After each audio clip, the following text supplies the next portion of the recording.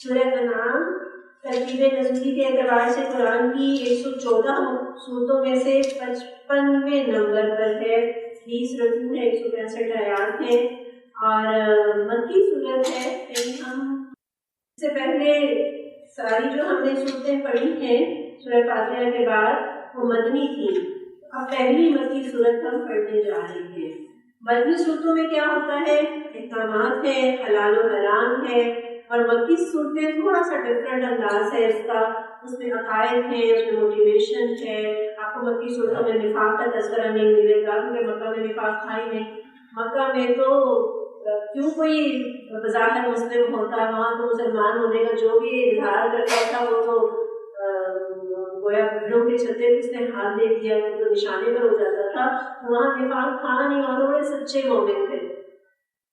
پھر آپ کو مکی صورتوں میں بنیادی انسانی اخلاقیات پر بات ملے گی، سچ بولنا، کھانا کھلانا، بخیلی پر تنقید، اور پھر ہمیں رسولوں کے حالات بھی، قصص بھی اس کے اندر ملتے ہیں.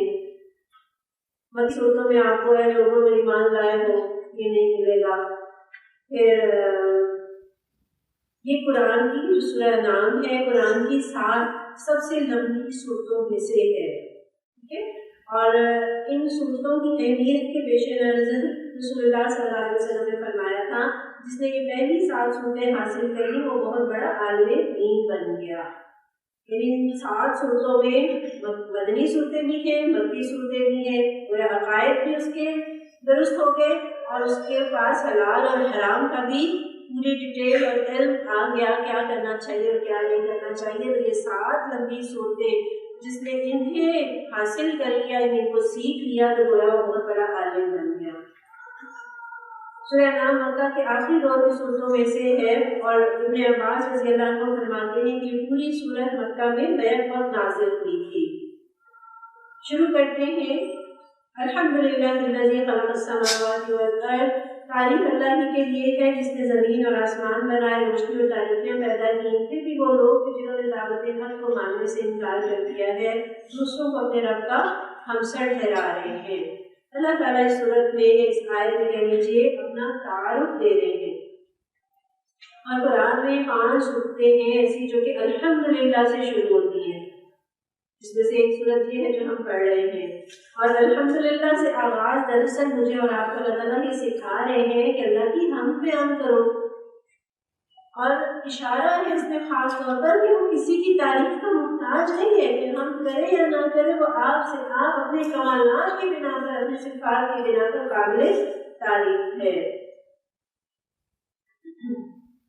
انسان کو تو اپنی زندگی میں بلا مصیبتوں کا سامنا رہتا ہے، اور وہ اسے خدا کی ناخوشی قرار دیتا ہے کہ میرا رب میرے سے ناراض ہو گیا، اور پھر وہ اس طرح سے نہ رب کو کوئی ہولناک ہستی سمجھ بیٹھتا ہے کہ جس کی ناراضگی کی وجہ سے کبھی بجلی کڑکتی ہے، کبھی بادل گرجتے ہیں، کبھی درندے دہاڑتے ہیں، کبھی ہوائیں پھوٹ پڑتی ہیں، کبھی سیلاب اور زلزلے آ جاتے ہیں. تو وہ سوچتا ہے کہ معاذ اللہ نہ خاصہ وہ ذات خود کتنی عبادتناک ہوگی. الحمدللہ کہہ کر بتا دیا کہ تعریف کسی غضبناک ہستی کی نہیں ہو سکتی. سورت اور کریم ذات کی تعریف کی جاتی ہے، اور اللہ قابل تعریف ہے. اللہ اور بندوں کے درمیان محبت کا رشتہ ہے. وہ صرف میرا اور آپ کا معبود نہیں ہے بلکہ وہ میرا اور آپ کا محبوب بھی ہے، اور محبوب کی تعریف کرتے زبان کو تھکنا نہیں چاہیے. یہ تو وہ محبوب ذات ہے جس سے اور آپ سے محبت کرتا ہے، جس سے محبت کی جانی چاہیے، جس کے ایک ایک حکم پر جان نچھاور، جس کو کہتے ہیں نا کہ میری جان قربان. یہ وہ ذات ہے جس کے قرب کی خواہش رکھی جائے، جس کے بارے میں یہ تصور کہ اس کی نافرمانی یہ ممکن نہیں. ناراضگی کی وجہ یہ نہیں کہ وہ معاذ اللہ بڑا وسیلہ ہے، بلکہ وجہ ہماری نافرمانی ہے کہ ہم اس کی نافرمانی کریں. اور اللہ سے ڈرنا گویا اس کے نظام عدل سے ڈرنا ہے، اپنی بدعمالیوں کے انجام سے ڈرنا ہے، رب کے قانون کی گرفت سے ڈرنا ہے. فرمانبردار کو جزا دینا، نافرمان کو سزا دینا، یہ دنیا کا بھی قانون ہے اور ہمارے دین کا بھی قانون ہے. اگر کسی قتل پر یا چوری پر انعام کی توقع ہو، انعام ملتا ہو تو کیا ہوگا؟ دنیا ظلم سے بھر جائے گی۔ اور اگر نیکی پر اجر کی امید نہ ہو تو کون اپنے نفس پر پاؤں رکھے گا؟ کون نیکی جو ہے وہ کرنا چاہے گا؟ تو یہ بھی ذہن میں رکھے کہ ہر چیز کی کچھ خاصیت ہوتی ہے، ہر عمل کی خاصیت ہوتی ہے۔ برف میں ٹھنڈک ہوتی ہے، آگ جلاتی ہے، زہر کھانے سے موت واقع ہو جاتی ہے، پیناڈول سے سر درد کو آرام آ جاتا ہے نا، دودھ پیئے تو آپ کہیں گے یہ تو متوازن غذا ہے، انرجی دیتا ہے، گیہوں بوئیں گے گیہوں نکلے گا، اور ہمارے بھگوان بھی یہ خیال کبھی نہیں گزرتا کہ گیہوں بوئیں گے اور جوار نکلے گا۔ کبھی سوچا ایسے؟ نہیں، ہم تو یہ بھی نہیں سوچ سکتے کہ ہم نے اعلیٰ کوالٹی کا اگر گیہوں بویا ہے تو اس میں بری قسم کا گیہوں نکلے گا۔ تو وہ ذات جو گیہوں کے بدلے گیہوں دے رہی ہے، جو جوار کے بدلے جوار دے رہی ہے، وہ اچھے عمل کے بدلے میں کیا دے گی؟ جزا، اور برے کے بدلے میں کیا ملے گا؟ سزا مل سکتی ہے۔ تو جب ہمیں دنیا کی ان چیزوں کے نتائج پر حیرت نہیں ہوتی نا، یہ گیہوں سے ہائی گیہوں کیسے پھوٹ رہے، ہم نے گلاب کا پودا لگایا تھا اس میں گلاب کیسے نکل آئے، حیرت نہیں ہوتی، پتہ ہے ہم نے گلاب بویا تھا نا۔ تو اسی طرح سے ان اعمال کے نتائج پر حیرت نہیں ہونی چاہیے، اچھے کا بدلہ اچھا اور برے کا بدلہ برا۔ وہی ہے جس نے تمہیں مٹی سے پیدا کیا، پھر تمہاری زندگی کی ایک مدت مقرر کر دی اور ایک دوسری مدت اور دی ہے جس کے یہاں طے شدہ ہے، مگر تم لوگوں کی شک میں پڑے ہوئے ہو۔ پچھلی آیت میں پوری دنیا کا ذکر، کائنات کی طرف اللہ تعالیٰ نے اشارہ کیا، یعنی عالم کبیر کی طرف، اور یہاں اس کائنات جس کے لیے بنائی انسان کا ذکر، اور وہ بہت بڑی کریشن اللہ تعالیٰ کی پوری کائنات، اس کے مقابلے میں ایک چھوٹی ایک اور مخلوق جو اللہ تعالیٰ نے پیدا کی انسان کو، دنیا اس عالم صغیر ہے، کہنے پوری دنیا ہے اس چھوٹے سے انسان کے اندر بھی، تو عالم کبیر کے بعد عالم صغیر کا بھی اللہ تعالیٰ نے تذکرہ کیا۔ اور تین کہتے ہیں دھلی ہوئی مٹی کو، تین کی تنوین تحقیر کے لیے استعمال ہوتی ہے، تنوین جب آتی ہے سب کا اسے لکڑا بنا دیتی ہے، اس لیے اس کا ترجمہ حقیقی مٹی کیا جاتا ہے۔ انسان کی کہ وہ کتنا اس کی کہہ لیجیے اس کی بے حقیقتی ہے، اور یہ کہ ہم خود بخود نہیں بنے بلکہ اللہ نے ہمیں بنایا ہے۔ اور مٹی کو دیکھیں رب نے کیسے روپ دیے ہیں، سبحان اللہ، مٹی سے اللہ نے پیدا کیا، پھر مٹی میں مدعو ہو جائیں گے، اور وہ ذات جو مٹی سے ایک انسان کو اٹھا کھڑا کر سکتی ہے وہ دوبارہ بھی مٹی سے اٹھا سکتی ہے۔ اور ہم مٹی سے بنے ہیں، کسی سونے اور چاندی سے نہیں بنے ہیں، پھر اکڑ نہیں ہونی چاہیے۔ اور جب ہم مٹی سے آئے تھے تو مٹی سے جب بچے کھیل کر آئے تو کہتے ہیں نا کہ اللہ جی نے ہم نے کپڑے گندے کر لیے، ہم مٹی سے آئے تھے لیکن صاف ستھرے تھے، اور جب دوبارہ مٹی میں جا رہے ہیں تو کہیں ایسا نہ ہو کہ گندگی کے ڈھیر ساتھ ہو، غلاظت گناہوں کی ساتھ ہو، اللہ اس کو کبھی صفائی کے ساتھ پاکیزگی کے ساتھ جانے کی توفیق دے۔ اور مٹی کی چیز ہمیں پتہ ہے کہ اس کے اندر پائیداری نہیں ہوتی، کسی بھی لمحے ٹوٹ سکتی ہے، کسی بھی لمحے ختم ہو سکتی ہے، تمہیں اور آپ کے مٹی کے بنے ہیں، کسی بھی ٹائم خاتمہ ہو سکتا ہے۔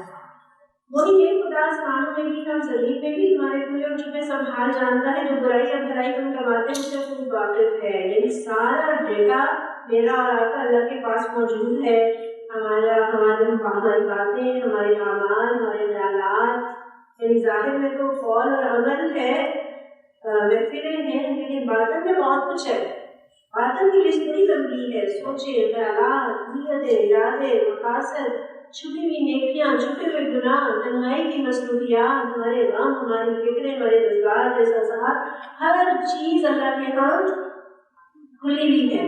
لوگوں کا حال یہ ہے ان کے رب کی نشانیوں میں سے کوئی نشانی ایسی ہے جو ان کے سامنے آئی ہو اور انہوں نے اسے منہ نہ موڑ لیا ہو، چنانچہ جو حق ان کے پاس آیا جیسے کہ انہوں نے جھٹلا دیا۔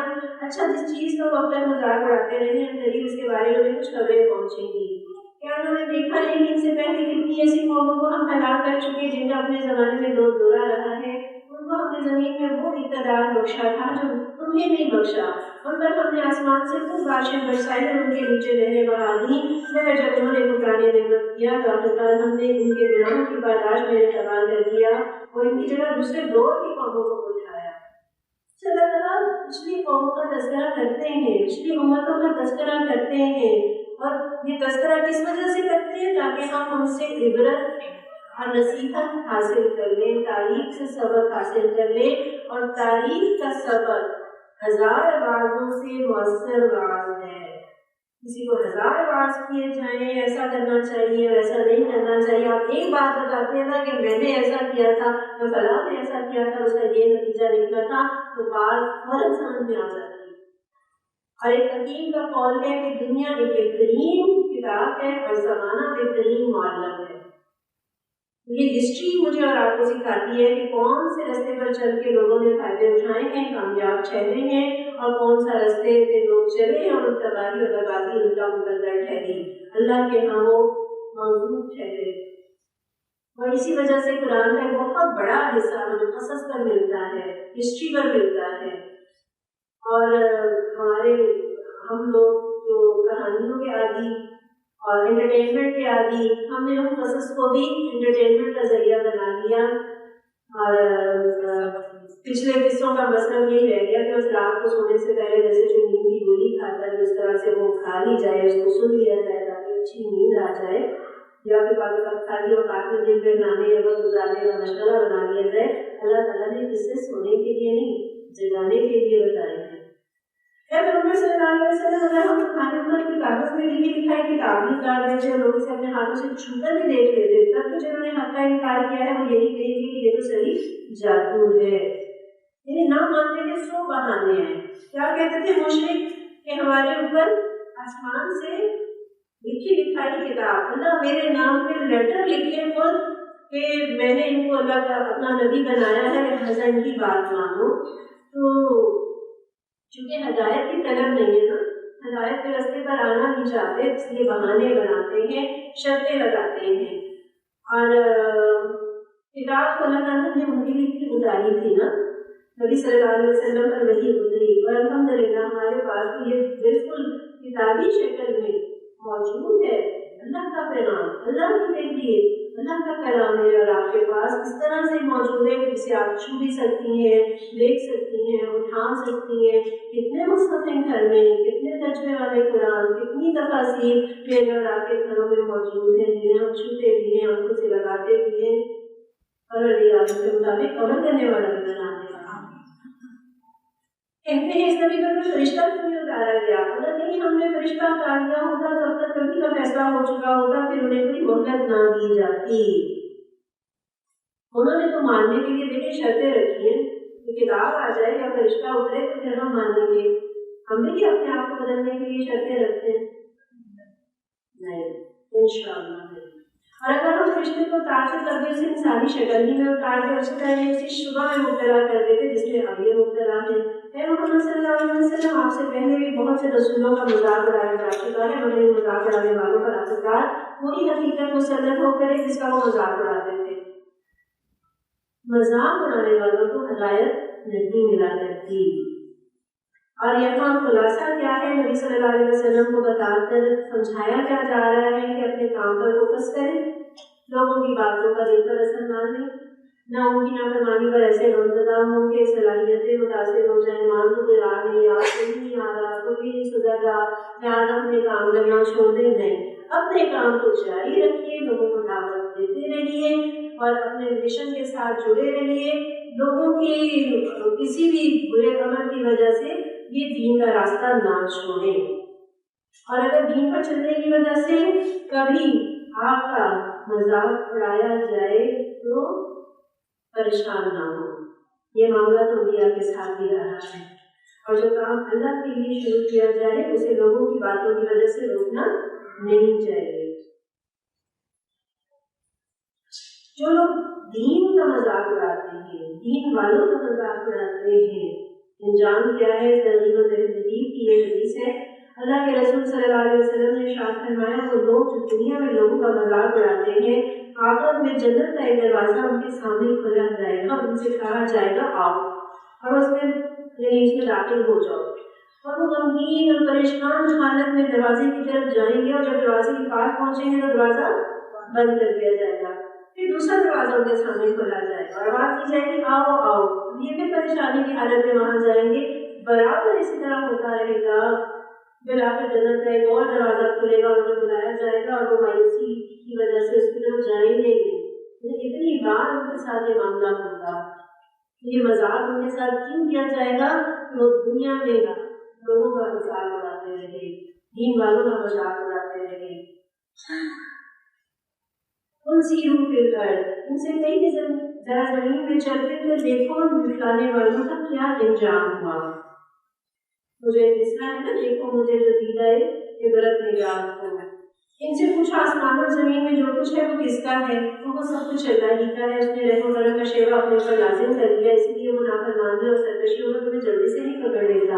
قیامت کے روز تم سب کو ضرور جمع کرے گا، یہ بالکل ایک غیر مشتبہ حقیقت ہے، مگر جن لوگوں نے اپنے آپ کو تباہی کے خطرے میں مبتلا کر دیا وہ اسے نہیں مانتے۔ اس نے واجب کر دیا، اس نے لازم کر دیا، اور یہاں اللہ نے براہ راست رحمت کو اپنی ذات کے ساتھ وابستہ کیا ہے، بیچ میں کوئی آپ کہہ لیجیے کوئی واسطہ نہیں رکھا فرشتوں کے ذریعے یا کسی اس کے ذریعے سے، بلکہ براہ راست رحمت کو قدر اعلیٰ نفسی اللہ نے اپنے اوپر اس کو اپنے ساتھ جوڑا ہے، اپنے ساتھ اس کو نسبت دی ہے۔ تو اللہ کی کس قدر رحمتیں ہیں جو میں اور آپ پا رہے ہیں۔ اچھا، دنیا میں جب کوئی بیمار ہوتا ہے تو کیا فوراً ہی اس کا آخری ٹائم آ جاتا ہے؟ بیماری کے بعد آپ دیکھیے اللہ تعالیٰ صحت پانے کا موقع دیتے ہیں، بالکل اسی طرح قوموں کو بھی سنبھلنے کا موقع دیا جاتا ہے۔ اللہ تعالیٰ کی یہ بھی رحمت ہے کہ اللہ تعالیٰ کسی کی نافرمانی کی وجہ سے اس کی روزی کو بند نہیں کر لیتے۔ اگر ایسا ہوتا تو میں اور آپ میرے مزے سے افطاریوں میں اور سحریوں میں کھا پی نہ رہے ہوتے۔ دنیا میں کسی کے پاس ذرا سا عہدہ آ جائے، کوئی اقتدار اس کو مل جائے، اسٹیٹس مل جائے تو اکڑ آ جاتی ہے۔ رب اتنی بڑی کائنات کا بادشاہ ہونے کے باوجود ظالم نہیں ہے، غصے والا نہیں ہے، بلکہ کیسا ہے؟ رحیم ہے۔ ہم زمین پر رہتے ہیں، اس کی کتنی بڑی بڑی نعمتیں استعمال کرتے ہیں، کرایہ دیتے ہیں اس کا، سورج کا بل، بارش کا بل، آکسیجن کا بل نہیں دیتے نا۔ حالانکہ اگر آپ یہ الیکٹریسٹی جو آپ کہہ لیجیے آتی ہے اس کا کتنا بل آ جاتا ہے، گیس کا کتنا بل آتا ہے، اگر آپ کو کھانا خاصہ اگر ہاسپٹل میں وہ آکسیجن ماسک لگوانا پڑے تو اس پہ کتنے پیسے لگتے ہیں۔ اللہ تعالیٰ یہ ساری بڑی بڑی نعمتیں فری آف کاسٹ بغیر کسی کرائے کے، بغیر کسی معاوضے کے مجھے اور آپ کو دیتے ہیں۔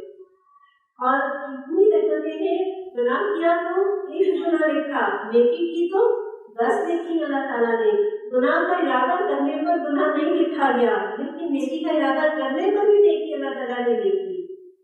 سبحان اللہ، ہدایت اس کی رحمت، ہدایت کی کتاب کے ساتھ نبی صلی اللہ علیہ وسلم جیسی ہستی کا اس کو ایکسپلین کرنا اور عمل کر کے دکھانا یہ کس قدر رحمت ہے۔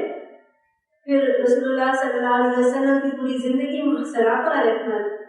پھر آگے دیکھیے کہ آسان دین، سنتوں والا دین، یہ بھی اللہ کی رحمت ہے۔ رب کی نعمتیں اس کی رحمت، محبت والے رشتے اللہ نے لگا دیا یہ اس کی رحمت، پوری کائنات کو میری اور آپ کی چاکری میں لگا دیا یہ اس کی رحمت، حتیٰ کہ غم اور بیماری بھی اس کی رحمت پانے کا ذریعہ ہے۔ کوئی تکلیف آتی ہے تو غم اور بلند جو ہے وہ جھڑنا شروع ہو جاتی ہے، یعنی مصیبت میں بھی رب کی رحمت ہوتی ہے۔ انسان رب کی طرف رجوع کرتا ہے اور اس کی جو ہے وہ اس کے گناہ دھلتے چلے جاتے ہیں۔ کہ جنت اس کی رحمت، اللہ ہمیں اس جنت کا حقدار بنا دینا، اپنی رحمتوں کا حقدار بنا دینا۔ اور یہ اس کی رحمت ہے نا کہ اللہ نے مہلت دی ہے، موقع دیا ہے، اللہ غلطی پر فوراً پکڑتا نہیں ہے۔ حضرت خالد بن ولید رضی اللہ عنہ نبی صلی اللہ علیہ وسلم کے اعلان نبوت سے 19 سال تک اسلام قبول نہیں کیا، موقع دیا نا، لیکن اللہ تعالیٰ نے مہلت دی اور 19 سال بعد اسلام قبول کرتے۔ کتنی بڑی رحمت ہے اللہ کی۔ تو اللہ تعالیٰ پلٹنے کے لیے موقع دیتے ہیں اور وہ استغفار کے لیے موقع دیتے ہیں، اور جب انسان کو استغفار کرتا ہے اللہ تعالیٰ کی پھر بھی یہ رحمت ہے کہ وہ اس کی اس توبہ کو قبول کر لیتا ہے، اس کے پلٹنے کو قبول کر لیتا ہے۔ رات کے اندھیرے اور دن کے اجالے میں جو کچھ ٹھہرا ہوا ہے سب اللہ کا ہے، وہ سب کچھ سنتا اور جانتا ہے۔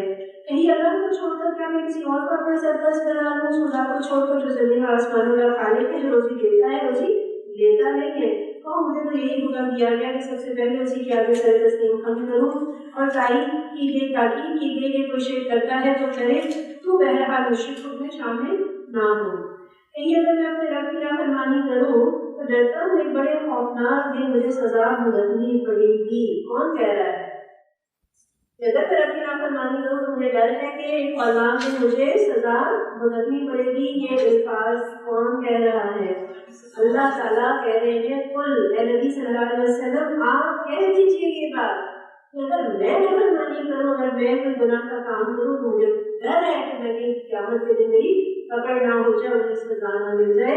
رسول اللہ صلی اللہ علیہ وسلم کی زبان مبارک سے یہ اعلان کر کے گویا دوسرے لوگوں کو بتایا جا رہا ہے، مجھے آپ کو بتایا جا رہا ہے کہ دیکھو اگر ہمارے سب سے معصوم بندے، سب سے پاکیزہ ہستی، سب سے نیک بندے سے بھی اگر نافرمانی کا ارتکاب ہو جائے تو ہماری پکڑ سے بچ نہیں سکتا ہو.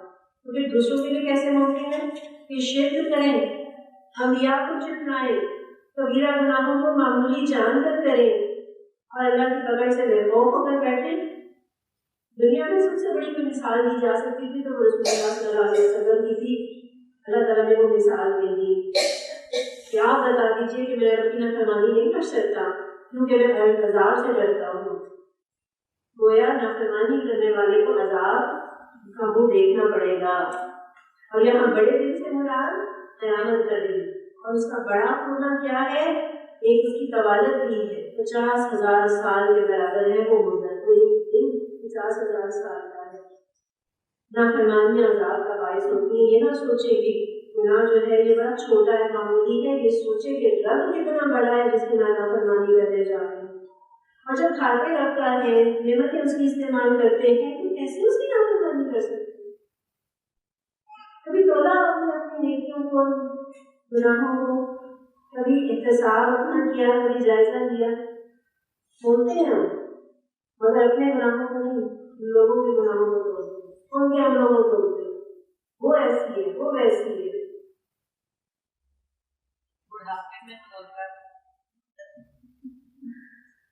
بڑھاپا تو پتہ نہیں نصیب ہوگا کہ نہیں، اللہ تعالیٰ پلٹنے کی توفیق دے دے.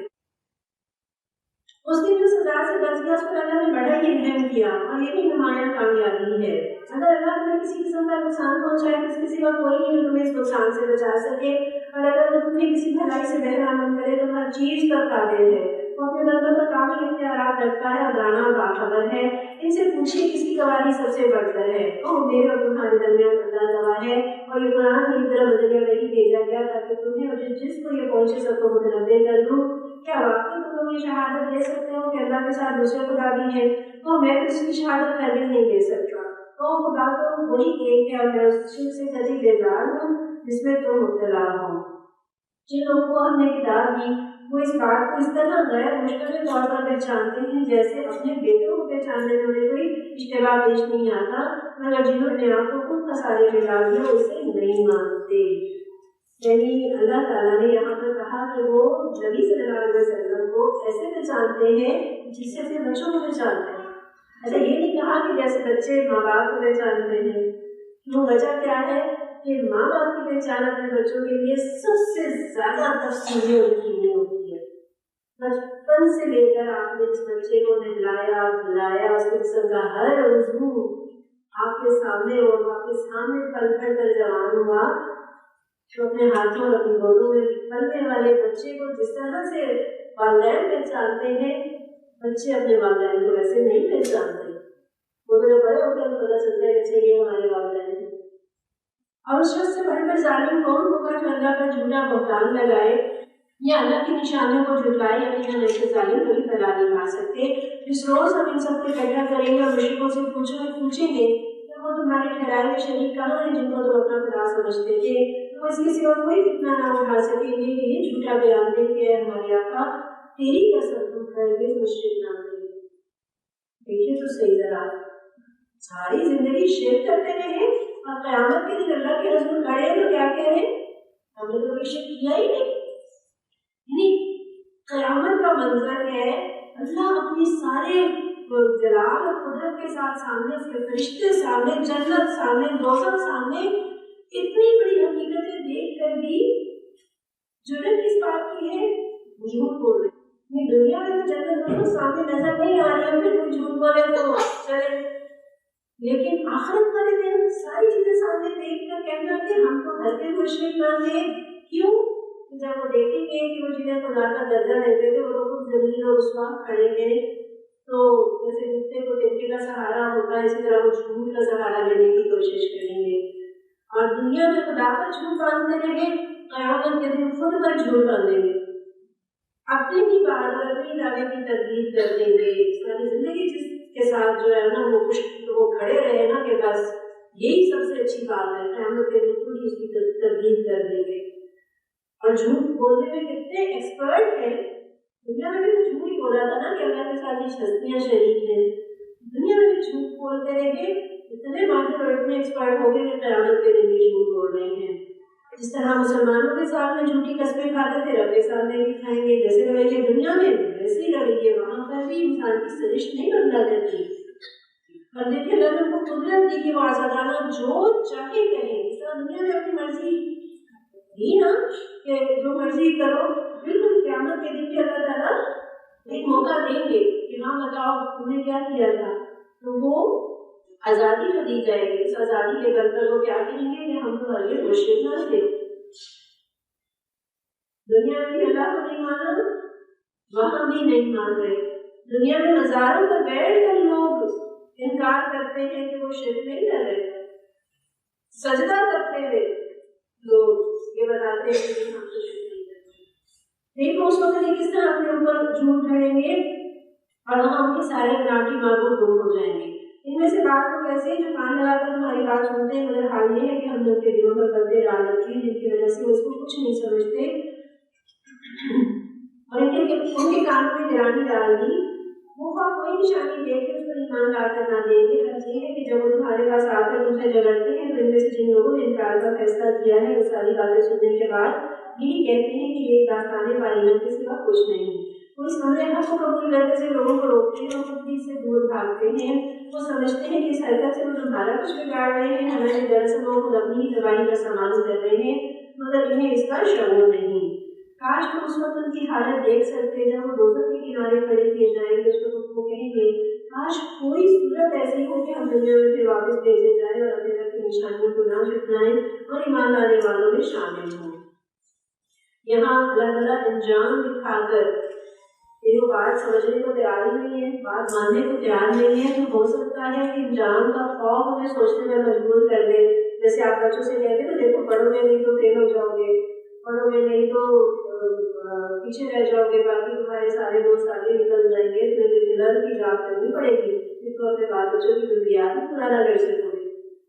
ہم بچوں کو وہ برا انجام بتا کر انہیں دراصل راہ راست پر لانا چاہتے ہیں، بالکل اسی طرح اللہ تعالیٰ انجام بتا رہے تھے اس راستے پر چل رہے اس کا یہ انجام، تو اس کا خوف جو ہے وہ انسان کو مجھے اور آپ کو سدھار دے تو یہ بڑی فائدے کی بات ہو جائے گی میرے اور آپ کے لیے۔ در حقیقت یہ بات محض اس وجہ سے کہیں گے کہ جس حقیقت پر انہوں نے پردہ ڈال رکھا تھا وہ اس وقت بے نقاب ہو کر ان کے سامنے آ چکی ہوگی، ورنہ اگر انہیں سابق زندگی کی طرف واپس بھیجا جائے تو پھر وہی سب کچھ کریں گے جس سے انہیں منع کیا گیا ہے۔ وہ تو ہیں ہی جھوٹے اور اپنی اس خواہش کے اظہار میں بھی جھوٹی سے کام لیں گے۔ اتنا بڑا عذاب دیکھنے کے بعد، بڑھتی کی دوزخ کو آنکھوں سے دیکھنے کے بعد اللہ کہہ رہے ہیں لوگ اگر انہیں واپس دنیا میں بچایا بھی جائے تو کہہ رہے ہمیں ایک موقع دے دیجیے، ہم اچھے بن جائیں گے، تو اگر انہیں واپس بچایا بھی جائے تو پھر وہی کام کریں گے جو عذاب کا باعث ہو۔ کیسے اللہ تعالیٰ دیکھیں جانتا ہے انسان کی فطرت کو کہ وہ لوگ ان کا عقیدہ کیا ہے، جو سامنے ہے نا وہی سب کچھ ہے، اور جو نظاموں سے اوچھل ہے نا اس کی کوئی حقیقت نہیں ہے۔ دنیا میں برے لوگ اسی وجہ سے تو برائی پر جڑے ہوئے ہیں، تو وہ کہہ رہے ہیں دنیا ہی سب کچھ ہے، آخرت کچھ نہیں ہے۔ تو جس کا یہ عقیدہ ہو آخرت میں وہ کہہ رہے ہیں ہمیں واپس پلٹایا جائے، اس وقت تو سامنے کیا ہے جہنم ہے، اس سے بچنے کا ایک ہی حل ہے کہ ہم یہاں سے کسی طرح سے بچ جائیں اور اس سے ہمیں بھی بتا دیا جائے۔ لیکن اللہ تعالیٰ کہہ رہے ہیں جب یہ دنیا سامنے ہوگی تو پھر دنیا کو لپک لپک کر لیں گے، پھر چونکہ آخرت پس منظر میں چلی جائے گی تو پھر یہ آخرت کو بھول جائیں گے. اور ان لوگوں نے اتنا بڑا عذاب دیکھنے کے بعد بھی، دوزخ دیکھنے کے بعد بھی اللہ تعالیٰ کہہ رہے ہیں کہ اگر پلٹائیں گے تو پھر وہی حرکتیں کریں گے. تو کیا ہم قرآن میں یہ سارا کچھ نہیں پڑھتے کہ جہنم میں یہ ہوگا اور جنت ایسی ہوگی اور حشر کے دن یہ ہوگا؟ اس کے باوجود میرا اور آپ کا اگر عمل نہیں بدلتا تو کیا یہ جسارت ہم نہیں کر رہے؟ کہ کتنے ہی جنازے ہماری آنکھوں کے سامنے اٹھتے ہیں، تبدیلی کیوں نہیں آتی؟ کتنے حادثے، کتنی ایسی بیماریاں، کتنی مصیبتیں، کتنے ایسے غم آتے ہیں اور ہم وقتی طور پر ٹل لیتے ہیں اور پھر ہم اسی جگہ پر چلنے لگ جاتے ہیں. کتنے ہی ہم ٹارگیٹ اپنے سیٹ کرتے ہیں کہ یہ ہو جائے تو نہیں کر جائیں گے، یہ میرا مسئلہ اٹکا ہوا ہے، بس یہ حل ہو جائے تو بس پھر میں صحیح ہو جاؤں گی، پھر میں یہ جو ہے وہ کام شروع کر دوں گی. تو وہ ارادے جو ہے نا وہ کچھ بھی رہ جاتے ہیں. کتنی بار اللہ نے ہمیں ایسا بھی ہوا تو نئی زندگی دی، کیا ہم سدھر گئے؟ پھر چلو پورا اللہ کہہ رہے ہیں کو ہم واپس پلٹا بھی لے رہے ہیں، وہی کچھ کریں گے. اللہ ہمیں اس دنیا کی زندگی میں ہی پلٹنے والا بنا رہے ہیں. آج ہی لوگ کہتے ہیں زندگی جو کچھ بھی ہے بس یہی دنیا کی زندگی ہے اور مرنے کے بعد ہر دن دوبارہ نہ اٹھائے جائیں گے. کاش کو منظر تم دیکھ سکو گے جب رب کے سامنے کھڑے کیے جائیں گے. اللہ بار بار تصور دلا ہے آخرت کا، قیامت کا. تصور کرو اس وقت تمہارا ان سے پوچھے گا کیا یہ حقیقت نہیں ہے؟ یہ کہیں گے کہ ہاں ہمارے رب کی حقیقت ہی ہے. وہ فرمائے گا اچھا تو اپنے انکار حقیقت کی پاداش میں عذاب کا مذاق چکھو. مثال میں پڑھے وہ لوگ جنہوں نے اللہ سے بھی ملاقات کی طرح کو چھوٹ کرا دیا، جب اچانک وہ گھڑی آ جائے گی تو یہی لوگ کہیں گے افسوس ہم سے اس معاملے میں کیسی تفسیر ہوئی. ان کا حال یہ ہوگا کہ اپنی پیٹھوں پر اپنے گناہوں کا بوجھ لادے ہوئے ہوں گے. دیکھو کیسا برا بوجھ ہے جو یہ اٹھا رہے ہیں. کون سا بوجھ؟ گناہوں کا بوجھ. حدیث روایات حدیث میں ہے کہ قیامت کے روز نیک لوگوں کے اعمال ان کی سواری بن جائیں گے اور بدکاروں کے اعمال ان پر بھاری بوجھ کی شکل میں ان کے سروں پر لاد دیے جائیں. ایک وہ 50,000 سال، ایک وہ سورج کی تپش قریب اور ایک اپنے اعمال کی اور گناہوں کی گھبراہٹ اور اس کے اوپر ایک ان گناہوں کا بوجھ اٹھانا.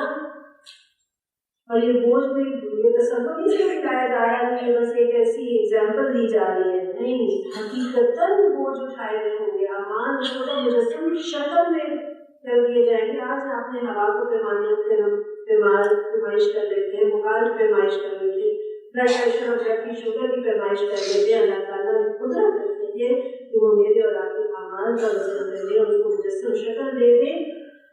اور پھر وہ اعمال اگر نیک ہے تو انسان اس کے اوپر سواری کرتا ہوا جنت کی طرف روانہ ہوگا، اور اگر خدا خاصہ وہ جرائم ہے، گناہ ہے، تو وہ اس کے اوپر لاد دیے جائیں گے. اللہ کا چلنا.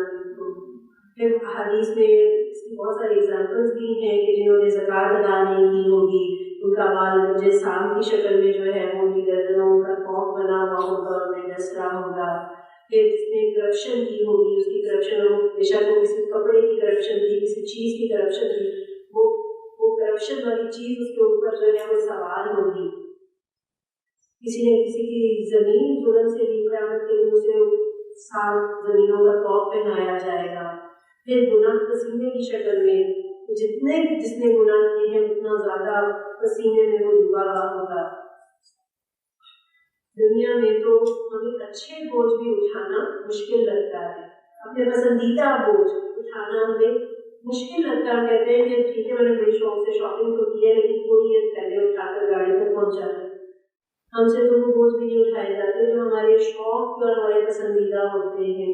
کہاں وہ نجاست میں اور تعفن بھرے بوجھ، وہ غلاظتوں والے بوجھ وہ اٹھانے پڑ جائے تو کیا بنے گی، اور اس میں کبھی عرصے کے لیے اٹھانے پڑ جائے تو کیا معاملہ پیش آئے گا. آج ان بوجھوں کو اتار کرتے ہیں. آج ایک آنسو بہانا اور ایک دفعہ جیسے ہمیں کل کو سیکھا تھا نا حدیث میں، استغفر اللہ الذی لا الہ الا هو الحی القیوم واتوب الیہ.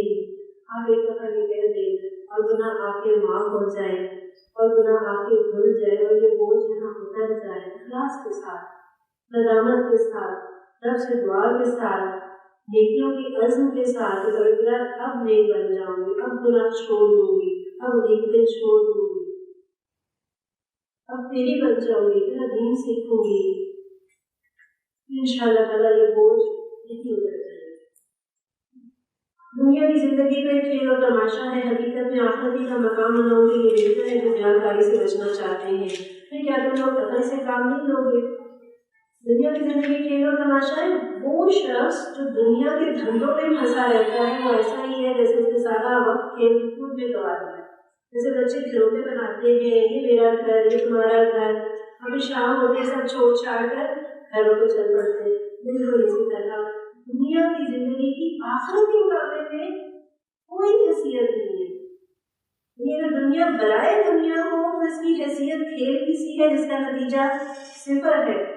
اس کا مشاہدہ ہم دنیا میں روز کرتے ہیں کہ بڑے بڑے باکمال لوگ جب آخر دنیا سے رخصت ہو جاتے ہیں، پیسہ کمایا، عزت کمائی، شہرت کمائی، خوش ہوئے، لیکن جیسے بچہ تھوڑی دیر کھلونے سے خوش ہوتا ہے نا، تو اس طرح سے وہ خوش ہوئے اور بس پھر رخصت ہو گئے سب کچھ چھوڑ چھاڑ کر، اور پوری زندگی جیسے خاک کی طرح نظام کو لیے اور سب ختم۔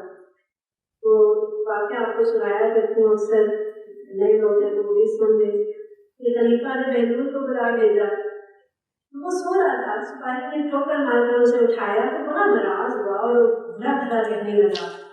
جب بادشاہ کے پاس پہنچا تو بادشاہ نے پوچھا کہ تم کیوں ناراض ہوئے تھے؟ میں نے تمہیں بلایا تھا۔ اس نے کہا کہ خواب میں دیکھ رہا تھا کہ میں بادشاہ ہوں اور اس نے مجھے ٹھوکر مار کر جگا دیا اور میری بادشاہت ختم ہو گئی۔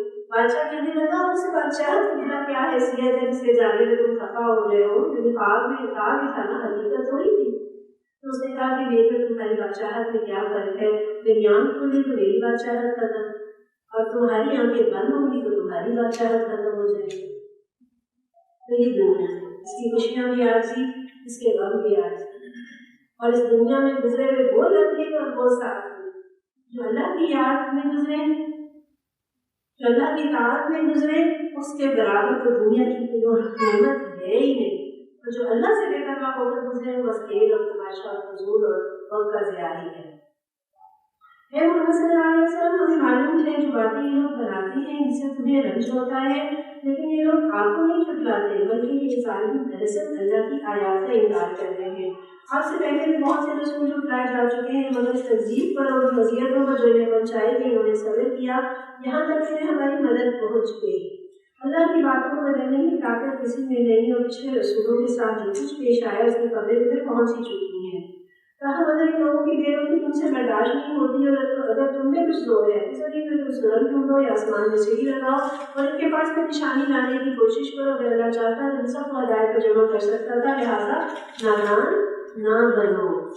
نبی صلی اللہ علیہ وسلم امت کے لیے سراپا رحمت، اتنے بے قرار ہے، اتنی ہمدردی اور خیرخواہی ہے کہ جن سے سارا دن تانے سنتے ہیں انہیں کے لیے ساری رات دعائیں کرتے ہیں، اور کفار کے مرسوں کا مطالبہ تو وہ جو ہدایت کے اتنے حدیث ہیں نبی صلی اللہ علیہ وسلم کی، سے ایک پر تو ہدایت مل جائے تو وہ چاہتے ہوں گے نا، خیال آتا ہوگا کہ یہ مطالبہ ان کا میں پورا کر دوں، یہ موضوع ان کو دکھا دوں، یہ مان جائے تو کتنا اچھا ہو۔ اللہ تعالیٰ بتا رہے ہیں کہ یہ معجزہ کتنی مثالیں موجود ہیں، معجزے دکھائے گئے، خود نبی صلی اللہ علیہ وسلم نے اس طرح سے جب انگلی کی اور چاند کو ٹکڑے ہوا، اتنے لوگوں نے یہ منظر دیکھا لیکن تبدیلی نہیں آئی۔ قوم صالح اونٹنی کا مطالبہ کیا، اونٹنی آ گئی لیکن نافرمانی کر بیٹھے۔ تو سوائے وہ ہمیں جادوگروں کا واقعہ ملتا ہے موسیٰ علیہ السلام کے دربار میں، جو فرعون کے دربار میں انہوں نے جو یہ والا معاملہ پیش آیا تھا، عصا اور ید بیضا، اور جادوگر یہ نشانی دیکھ کر مان گئے تھے۔ ادروائز آپ کو ہسٹری میں اور پچھلی اس تاریخوں میں بہت ہی کم، بہت ہی ریئر یہ معجزے دیکھ کر لوگ ایمان لائے، اکثریت نے جھٹلا ہے۔ تو اللہ تعالیٰ کہہ رہے ہیں کہ آپ بے فکر ہو کر پورے اطمینان اور پورے سکون کے ساتھ اپنے دعوت کے کام میں لگے رہیں، اور جب آپ خود اپنی زور سے معجزہ لا نہیں سکتے تو پریشان ہونا بھی چھوڑ دیں، اور اگر آپ کے بس میں ہوتا تو آپ واقعی سیڑھی لگاتے اور معجزہ لے آتے۔ تو ایک اصول کی بات ہے کہ جب جذبات سے مغلوب ہونا، غم ہے، ٹینشن ہے، محبت ہے، نفرت ہے، اس سے مغلوب ہو جانا، یہ جہالت ہے۔ پھر یہ بھی پتہ چلا کہ معجزات انبیاء کا کمال نہیں ہوتے، رب کی قدرت سے ہوتے ہیں۔ اور پھر یہ بھی سیکھا کہ جو چیز انسان کے اختیار میں نہیں اس کی ٹینشن لینے کی ضرورت نہیں، اور یہ بھی سیکھا کہ غلط مطالبات جس کسی کا بھی ہو، جس شرط پر بھی ہو، نہیں ماننا چاہیے۔ اور یہ بھی سیکھا کہ غموں کا غم کھانا چھوڑ دیں، غم ہے پر اس کا غم کھانا چھوڑ دیں۔ دعوت حق پر لبیک کہنے والے وہی لوگ ہیں جو سننے والے ہیں، رہے مردے تو اللہ بس نے قبروں ہی سے اٹھائے گا، پھر وہ اس کی عدالت میں پیش ہونے کے لیے واپس لائے جائیں گے۔ یہ لوگ کہتے ہیں اس نبی پر اس کے رب کی طرف سے کوئی نشانی کیوں نہ اتری، کہ یہ نشانی اللہ نشانی اتارنے کی پوری قدرت رکھتا ہے، مگر ان میں سے اکثر لوگ نادانی میں مبتلا ہیں۔ زمین میں چلنے والے کسی جانور اور ہوا میں پروں سے اڑنے والے کسی پرندے کو دیکھ لیجیے، یہ سب آپ ہی کی طرح کی عنوانیں ہیں، ہم نے ان کی تدبیر کے نوشتے میں کوئی کسر نہیں چھوڑی، کہ یہ سب اپنے رب کی طرف سمیٹے جاتے ہیں۔ مگر جو لوگ ہماری نشانیوں کو چٹاتے ہیں وہ بہرے اور گونگے ہیں، تاریکیوں میں پڑے ہوئے ہیں، اللہ جسے چاہتا ہے بھٹکا دیتا ہے، اسے چاہتا ہے سیدھے راستے پر لگا دیتا ہے۔ ان سے کہیں ذرا غور کر کے بتاؤ، اگر کبھی تم اللہ کی طرف سے تم پر کوئی بڑی مصیبت آ جاتی ہے یا کوئی گھڑی آ پہنچتی ہے تو کیا اس وقت تم اللہ کے سوا کسی اور کو پکارتے ہو؟ بولو اگر تم سچے ہو، اس وقت تم اللہ ہی کو پکارتے ہو، پھر اگر وہ چاہتا ہے کہ اس مصیبت کو تم پر سے ٹال دیتا ہے۔ ایسے موقعوں پر تم اپنے شرائع و شریکوں کو بھول جاتے ہو۔ تم سے پہلے بہت سے قوموں کی طرف ہم نے رسول بھیجے اور ان قوموں کو مسائل اور آرام میں مبتلا کیا تاکہ وہ عاجزی کے ساتھ ہمارے سامنے جھک جائیں۔ اور جب ہماری طرف سے ان پر سختی آئی تو کیوں نہ انہوں نے عاجزی اختیار کی، مگر ان کے دل اور سخت ہو گئے اور شیطان نے ان پر نام دلایا کہ جو کچھ تم کر رہے ہو خوب کر رہے ہو۔ یہ پٹا پھر جب انہوں نے اس نصیحت کو جو انہیں کی گئی تھی پلا دیا تو ہم نے ہر طرح کی خوشحالیوں کے دروازے ان کے لیے کھول دیے، یہاں تک کہ جب وہ ان کوششوں میں سے جو انہیں ٹالی گئی تھی وہ مدد ہو گئے تو اچانک ہم نے انہیں پکڑ لیا اور بھال لیا تاکہ وہ خیر سے مایوس تھے۔ اس طرح لوگوں کی جڑ کاٹ کر رکھ دی گئی جنہوں نے ظلم کیا تھا، اور تعریف ہے اللہ رب العالمین کے لیے، والحمدللہ رب العالمین۔ اے محمد صلی اللہ علیہ وسلم، ان سے کہیے کبھی تم نے یہ بھی سوچا کہ اگر اللہ تمہاری بینائی اور سماعت تم سے چھین لے اور تمہارے دلوں پر مہر کر دے تو اللہ کے سوا کون سا خدا ہے میری قوتیں تمہیں واپس دلا سکتا ہو؟ دیکھو کس طرح ہم بار بار اپنی نشانیاں ان کے سامنے پیش کرتے ہیں، یہ کس طرح ان سے نظر چرا جاتے ہیں۔ کہیں کبھی تم نے سوچا کہ اگر اللہ کی طرف سے اچانک یا اعلانیہ تم پر عذاب آ جائے تو کیا سارے لوگوں کے سوا کوئی اور ہلاک ہوگا؟ ہم جو بھی رسول بھیجتے ہیں اسی لیے تو بھیجتے ہیں کہ وہ نیک کردار لوگوں کے لیے خوشخبری دینے والے اور بد کرداروں کے لیے ڈرانے والے ہوں، کہ جو لوگ ان کی بات مان لیں اپنے درجے میں اصلاح کر لیں، ان کے لیے کسی خوف و رنج کا موقع نہیں، اور جو ہماری آیات کو جھٹلائیں اپنی نافرمانیوں کی پاداش میں سزا مقرر کر رہیں گے۔ اے محمد صلی اللہ علیہ وسلم، ان سے کہیے میں تم سے یہ نہیں کہتا کہ میرے پاس اللہ کے خزانے ہیں، یعنی خزانوں کا مالک بھی اللہ ہے اور خزانے عطا کرنا بھی اللہ ہی کا کام ہے۔ نہ میں غیر کا کام رکھتا ہوں، نہ یہ کہتا ہوں کہ میں فرشتہ ہوں، میں تو صرف اس وحی کی پیروی کرتا ہوں جو مجھ پر نازل کی جاتی ہے۔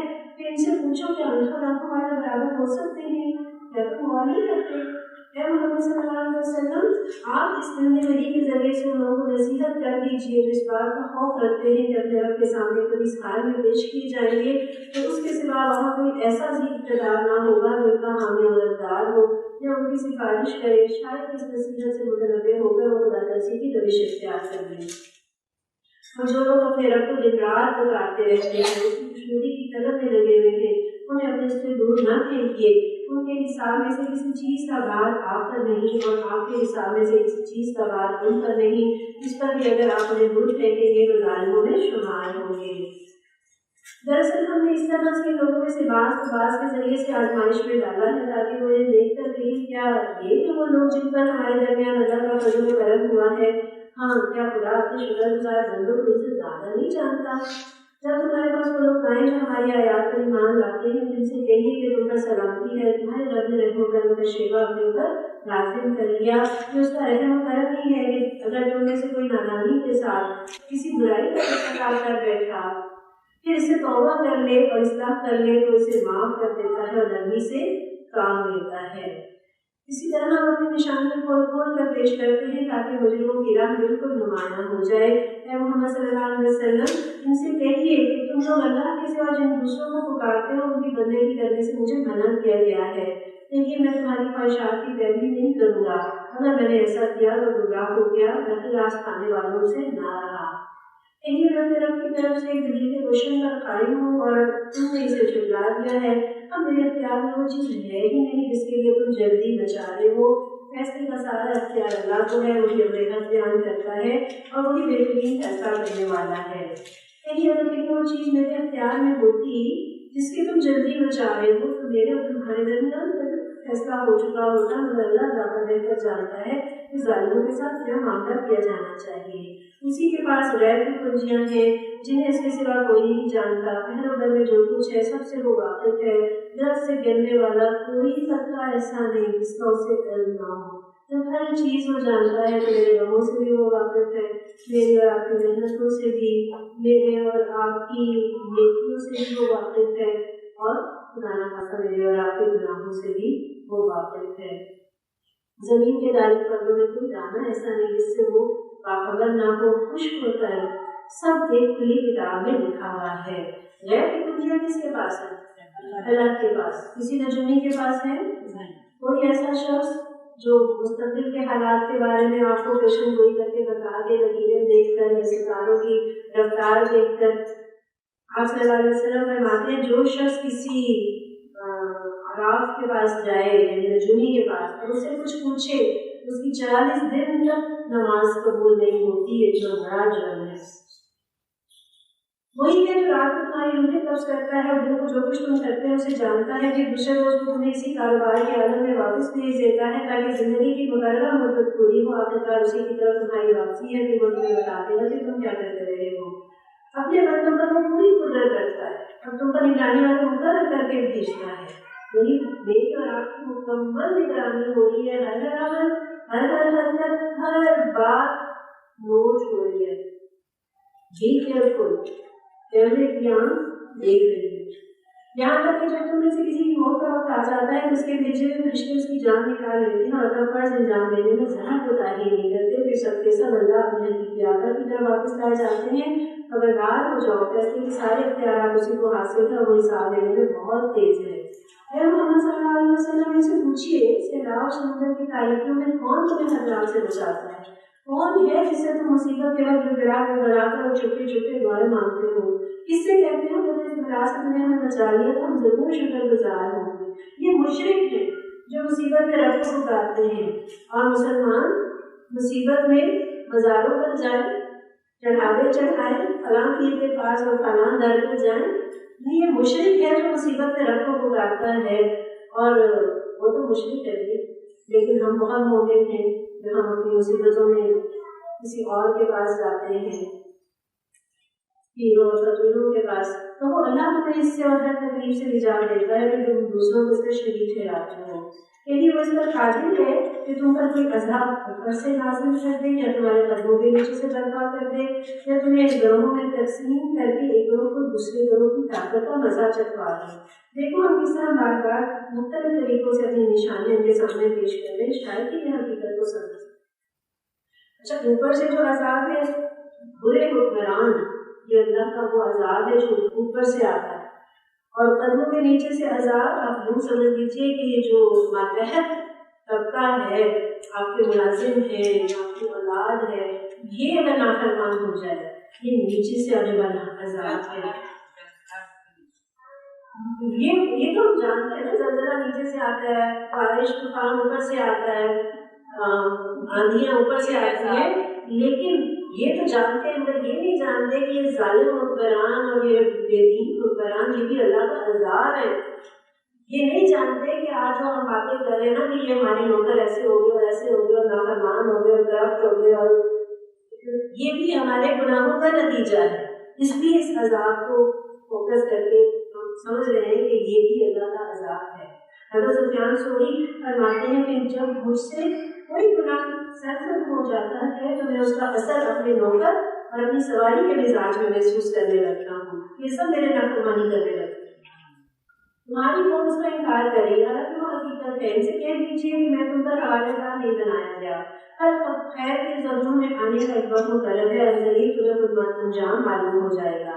मोहम्मद सल्लल्लाहु अलैहि वसल्लम, जब आप देखें कि लोग हमारी आयात का नुक्ता चीनियाँ कर रहे हैं, उनके पास से हट जाइए, यहाँ तक कि बस गुफ्तगू को छोड़कर दूसरी बातों में लग जाए।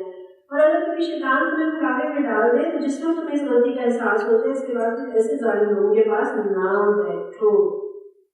कोई ऐसा मरीज है ना जिसको कोई ऐसी बीमारी है जो मुतादी है, जिसके पास बैठेंगे तो बहुत चांस है कि वो बीमारी आपको भी मुंतकिल हो जाए। तो जो अल्लाह की आयात, अल्लाह के हुक्मों का मजाक उड़ा रहे हैं, जहाँ अल्लाह के कानून की धज्जियाँ उड़ाई जा रही हैं, उसको ड्राइव किया जा रहा है, वहाँ मोमिन नहीं बैठ सकता। कोई ईमान वाला वहाँ पर तसल्ली और इत्मीनान के साथ नहीं बैठ सकता। इनके हिसाब में से किसी चीज़ की जिम्मेदारी परहेजगार लोगों पर नहीं है, बल्कि नसीहत करना उनका फर्ज है, शायद वो गलती से बच जाए। छोड़ो उनको जिन्होंने अपने दीन को खेल और तमाशा बना रखा है, जो दुनिया की जिंदगी को देखने मुब्तला किए हैं। हाँ, वो ये कुरान सुनाकर नसीहत और तंबीह करती रहती है कि कहीं कोई शख्स अपने किए करतूतों के वबाल में गिरफ्तार ना हो जाए, और गिरफ्तार की इस हाल में हो कि अल्लाह से बचाने वाला कोई हामी मददगार और कोई सिफारिश इसके लिए ना हो। और अगर वो हर मुमकिन चीज़ फिदिये में लेकर छूटना चाहे तो वो भी इससे कबूल न की जाए। ऐसे लोग खुद अपनी कमाई के नतीजे में पकड़े जाएंगे, इनको तो अपने जाए हक के मुआवजे में खुलता पानी जीने को और दर्दनाक अजाब भुगतने को मिलेगा। मोहम्मद सल्लल्लाहु अलैहि वसल्लम से पूछिए कि हम अल्लाह को छोड़कर उन्हें पुकारें जो ना हमें नफा दे सकते हैं ना नुकसान, और जबकि अल्लाह हमें सीधा रास्ता दिखा चुका है, तो क्या अब हम उल्टे पाँव में हो जाएं? क्या हम अपना हाल शख्स का सर करके इनसे शैतानों ने सहरान में भटका दिया और वो हैरान और उससे दर्दनाक कर रहा हो, जरा खाने के उसके साथी उसे पुकार रहे हो, इधर आगे सीधी राह मौजूद है, कहीं ये हकीकत में सही रहनुमाई तो सिर्फ अल्लाह ही की रहनुमाई है, और उसकी तरफ से हमें यहाँ पर मिला है कि मालिक कायनात के आगे सरेदार हम कर दो। नमाज कायम करो और उसकी नाफरमानी से बचो, उसी की तरफ तुम समेटे जाओगे। वही है जिसने आसमान और जमीन को बरहक पैदा किया, जिस दिन वो कहेगा कि हशर हो जाए उसी दिन हशर हो जाएगा। उसका इरशाद ऐन हक है, जिसको सूद पूरा जाएगा उसको बादशाही उसी की होगी। वो गैर और शहादत हर चीज़ का आलिम है और नाना और बाखबर है। इब्राहिम अलैहिस्सलाम का वाक़या याद कीजिए, जब उसने अपने बाप आदम से कहा था क्या तू बुतों को खुदा बनाता है, मैं तो तुझे और तेरे कौम को पूरी गुमराही में पाता हूँ। और इब्राहिम अलैहिस्सलाम को हम इसी तरह ज़मीन और आसमानों का निज़ाम सल्तनत दिखाते थे, और इसलिए दिखाते थे कि यकीन करने वालों में से हो जाए। चुनांचे जब रात उसका तारीख थी तो उसने तारा देखा, कहा ये है मेरा रब, मगर जब वो डूब गया तो बोला डूब जाने वालों का तो मैं नबीला नहीं हूँ। फिर जब चांद चमकता नजर आया तो कहा ये है मेरा रब, मगर जब वो भी डूब गया तो कहा अगर मेरे रब ने मेरी रहनुमाई ना की होती तो मैं गुमराह लोगों में शामिल हो गया होता। फिर जब सूरज को रोशन देखा तो कहा ये है मेरा रब, ये सबसे बड़ा है। मगर जब वो भी डूबा तो इब्राहिम अलैहिस्सलाम को कहा उसने क्या प्रार्थना कौम, मैं उन सबसे बेजार हूँ जिन्हें तुम खुदा का शरीक ठहराते हो। मैंने तो यीशु को कर उस हस्ती की तरफ कर लिया जिसने जमीन और आसमानों को पैदा किया है, और मैं हरगिज़ शिरक करने वालों में से नहीं हूँ। उसकी कौम से झगड़ने लगी। उसने कौम से कहा क्या तुम लोग अल्लाह के मामले में मुझसे झगड़ते हो, हालांकि उसने मुझे राह रास्त दिखा दी है और मैं तुम्हारे ठहराए शरीकों से नहीं डरता। हाँ, अगर मेरा रब कुछ चाहे तो जरूर हो सकता है, मेरे रब का इल्म हर चीज़ पर छाया हुआ है, फिर क्या तुम होश में ना आओगे? और आखिर मैं तुम्हारे ठहराए शरीकों से कैसे डरूँ? ठीक है बोलता है ना, ड्यूटी का ये है, हमसे क्या करना, जबकि तुम अल्लाह के साथ उन चीज़ों को खुदाई में शरीक बनाते हुए नहीं डरते जिसके लिए इसने तुम पर सनद नाज़िल नहीं की। हम दोनों तरीकों में से कौन ज़्यादा बेखौफी और इत्मीनान का मुस्तहिक़ है, बताओ अगर कुछ तुम ख्याल रखते हो। हकीकत में तो अमल इन्हीं के लिए है, और आगे रास्ता वही है जो ईमान लाए जिन्होंने अपने ईमान को जुल्म के साथ आलूदा नहीं किया। ये थी हमारी वो हुज्जत जो हमने इब्राहिम अलैहिस्सलाम को उसकी कौम के मुकाबले में अता की। हमको चाहते हैं बुलंद मर्तबे अता करते हैं, हम ये है कि तुम्हारा रब नहायत दाना और अलीम है। फिर हमने इब्राहिम अलैहिस्सलाम को इसहाक़ और याकूब अलैहिस्सलाम जैसी औलाद दी और हर एक को राह रास्त दिखाई, वही राह रास्त जिससे पहले नूह अलैहिस्सलाम को दिखाई थी, और उसी की नस्ल से हमने दाऊद, सुलेमान, अय्यूब, यूसुफ, मूसा और हारून अलैहिस्सलाम को हिदायत बख्शी।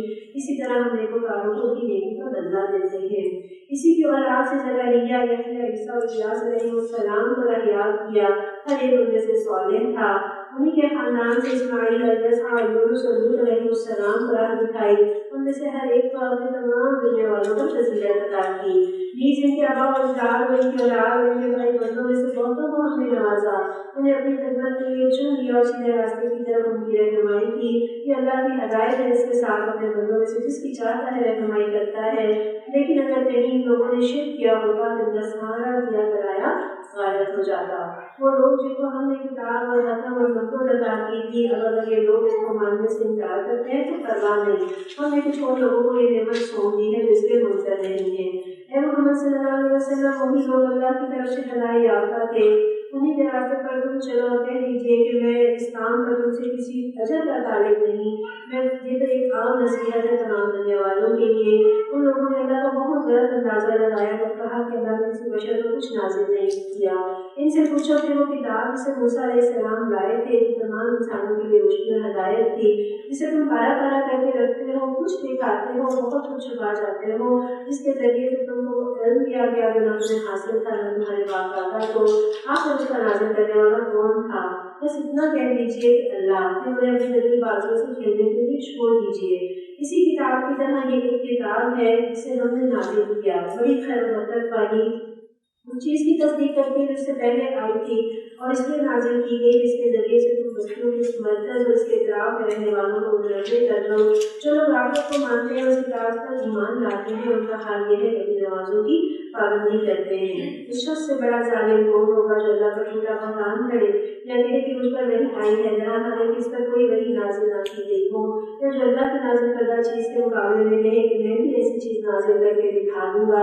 کاش تم ظالموں کو اس حال میں دیکھ سکو جب وہ سکرات موت میں ڈبکیاں کھا رہے ہوتے ہیں اور فرشتے ہاتھ بڑھا بڑھا کر کہہ رہے ہوتے ہیں لو نکالو اپنی جان، آج تمہیں ان باتوں کی پاداش میں ضرورت کا عذاب دیا جائے گا جو تم اللہ پر تہمت رکھ کر ناحق بتا کرتے تھے اور اس کی آیات کے مقابلے میں سرکشی دکھاتے تھے۔ اللہ فرمائے گا وہ اب تم ویسے ہی تنہا ہمارے سامنے حاضر ہو گئے جیسا ہم نے تمہیں پہلی مرتبہ اکیلا پیدا کیا تھا۔ جو کچھ ہم نے تمہیں دنیا میں دیا تھا وہ سب تم پیچھے چھوڑائے ہو، اور اب ہم تمہارے ساتھ تمہاری سفارشوں کو نہیں دیکھتے جن کے بارے میں تم سمجھتے تھے کہ تمہارے کام بنانے میں ان کا بھی کچھ حصہ ہے۔ تمہارے آپس کے سارے رابطے ٹوٹ گئے اور وہ سب تم سے گم ہو گئے جن پر تم زور رکھتے تھے۔ دانے اور مٹی کو کھانے والا اللہ ہے، وہ زندہ کو مردہ سے نکالتا ہے اور وہی مردہ کو زندہ سے خارج کرتا ہے۔ یہ سارے کام کو کرنے والا اللہ ہے۔ پھر تم کدھر بہتے چلے جا رہے ہو؟ پردہ شب کو چاک کر کے وہی صبح نکالتا ہے، اسی نے رات کو سکون کا وقت بنایا، اسی نے چاند اور سورج کے طلوع و غروب کا حساب مقرر کیا۔ یہ سب اسی زبردست قدرت اور علم رکھنے والے کے ٹھہرائے ہوئے اندازے ہیں، اور وہی ہے جس نے تمہارے لیے تاروں کو صحرا اور سمندر کی تاریکیوں میں راستہ معلوم کرنے کا ذریعہ بنایا۔ دیکھو ہم نے نشانیاں کھول کر بیان کر دی ہیں ان لوگوں کے لیے جو علم رکھتے ہیں۔ وہی ہے جس نے ایک متنفس سے تم کو پیدا کیا، پھر ہر ایک کے لیے جائے قرار ہے اور ایک اس کے سونپے جانے کی جگہ۔ یہ نشانیاں ہم نے واضح کر دی ہیں ان لوگوں کے لیے جو سمجھ بوجھ رکھتے ہیں۔ اور وہی ہے جس نے آسمان سے پانی برسایا، پھر اس کے ذریعے سے ہر قسم کی نباتات اگائی، پھر اس سے ہرے ہرے کھیت اور درخت پیدا کیے، پھر ان سے تہ بتہ چڑھے ہوئے دانے نکالے، کھجور کے شاخوں سے پھلوں کے گچھے کے گچھے پیدا کیے جو بوجھ کے مارے جھکے پڑتے ہیں، اور انگور اور زیتون اور انار کے باغ لگائے جن کے پھل ایک دوسرے سے ملتے جلتے بھی ہیں، اور جن کے پکنے کی کیفیت ذرا غور کی نظر سے دیکھو۔ ان چیزوں میں نشانیاں ہم لوگوں کی جو ایمان لاتے ہیں۔ اس پر بھی لوگوں نے جنوں کو اللہ کا شریک ٹھہرا دیا، حالانکہ وہ ان کا خالق ہے، اور بے جانے بوجھے اس کے لیے بیٹے اور بیٹیاں تصدیق کر دی، حالانکہ وہ پاک اور بالا برتر ہے ان باتوں سے جو یہ لوگ کرتے ہیں۔ اور تو آسمان و زمین کا موجود ہے، اس کا کوئی بیٹا کیسے ہو سکتا ہے جبکہ اس کی کوئی شریک زندگی ہی نہیں۔ اس نے ہر چیز کو پیدا کیا اور ہر چیز کا علم رکھتا ہے۔ یہ ہے اللہ تمہارا رب، کوئی خدا اس کے سوا نہیں، ہر چیز کا خالق ہے، لہٰذا تم اسی کی بندگی کرو، وہ ہر چیز کا کفیل ہے۔ نگاہیں اس کو نہیں پا سکتی اور وہ نگاہوں کو پا لیتا ہے، وہ نہایت باریک اور باخبر ہے۔ دیکھو تمہارے پاس ہماری رب کی طرف سے بصیرت کی روشنیاں آ گئی ہیں۔ اب جو بینائی سے کام لے گا اپنا ہی بھلا کرے گا، اور جو اندھا بنے گا تب نقصان اٹھائے گا، میں تم پر کوئی آسان نہیں ہوں۔ اسی طرح وہ اپنی آیات کو بار بار مختلف طریقوں سے بیان کرتے ہیں اور اس لیے کرتے ہیں کہ یہ لوگ کہیں تم کسی سے پڑھ کر آئے ہو، اور جو لوگ علم رکھتے ہیں ان پر ہم حقیقت کو روشن کر دیں۔ اے محمد صلی اللہ علیہ وسلم، اس وحی کی پیروی کیے جائیے جو آپ پر آپ کے رب کی طرف سے نازل ہوئی ہے، کیونکہ اس کے عبادت کے سوا کوئی اور خدا نہیں، اور ان مشرکوں کے پیچھے نہ پڑو۔ اگر اللہ کی مشیت یہ ہوگی تو وہ خود ایسا بندوبست کر سکتا تھا کہ یہ لوگ شرک نہ کرتے. تم کو ہم نے ان پر پاسبان مقرر نہیں کیا اور نہ تم ان پر حوالہ دار ہو. اور ایمان والے یہ لوگ اللہ کے سوا جن کو پکارتے ہیں گالیاں نہ دو. ایسا نہ ہو یہ شرک سے آگے بڑھ کر جہالت کی بنا پر اللہ کو گالیاں دینے لگے. ہم نے اسی طرح ہر لوگوں کے لیے اس کے عمل کو خوشنما بنا دیا. پھر اپنے ربی کی طرف پلٹ کر آنا ہے اس وقت انہیں بتا دے گا وہ کیا کرتے رہے. یہ لوگ بڑی بڑی قسمیں کھا کر کہتے ہیں کہ اگر کوئی نشانی ہمارے سامنے آ جائے تو ہم اس پر ایمان لے آئیں. کہ محمد صلی اللہ علیہ وسلم ان سے کہیے کہ نشانیاں تو اللہ کے پاس ہیں اور تمہیں کیسے سمجھایا جائے کہ اگر نشانیاں آ بھی جائیں تو یہ ایمان لانے والے نہیں ہیں. ہم اسی طرح ان کے دلوں اور نگاہوں کو کھیل رہے ہیں جس طرح کے پہلی بار اس پر ایمان نہیں لائے تھے. ہم انہیں ان کی سرکشی میں